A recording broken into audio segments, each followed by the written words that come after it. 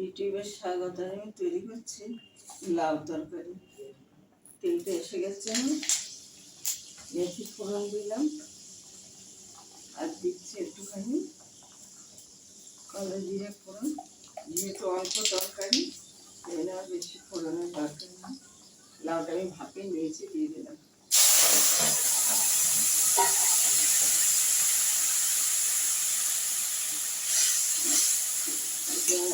একটা নিরামিষ তরকারি, যারা নিরামিষ এসে তারা খাবেন।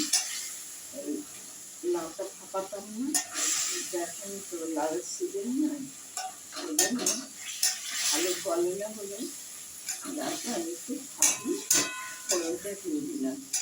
আর এমনি দিলেও হবে, অসুবিধা নেই। আচ্ছা, এটা আমি একটু করেছিলাম, একটুখানি লবণ দিয়ে আমি সেদ্ধ করেছিলাম, তা আর একটু সামান্য লবণ আমি দিয়ে দিচ্ছি আর একটু মিষ্টি দেবো। এটা সামান্য একটু মিষ্টি মিষ্টি হবে, সামান্য একটু ঝাল দেওয়া হবে। কাঁচা লঙ্কা দিয়েছি, একটু কোনো বাটার লঙ্কা দিয়ে দিচ্ছি, কাঁচা লঙ্কা দিয়েছি, সেদ্ধ সময় দিয়ে দিয়েছি, ঝালটা বেরিয়ে যাবে সেই জন্য। এবার আমি একটুখানি ময়দা গুলে দিচ্ছি মধ্যে, না দিলে তরকারিতে জল জল লাগে, আমরা খেতে পারি না। ওই জন্য আমি প্রায় সব তরকারিতে একটু ময়দা দিয়ে দিই, আর চালের গুঁড়ো দিই তখন। এটা দিলে একটু আঠালো হবে, কাদা কাদা হবে এবং খেতে জল জল লাগবে না।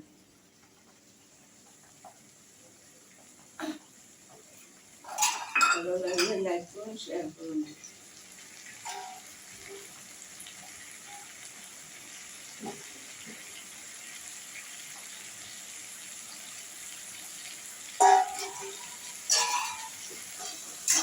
যেমন হয়ে গেল অল্প তরকারি, একদিনের মতো আমি করেছি, খাবার আমার তৈরি নেই।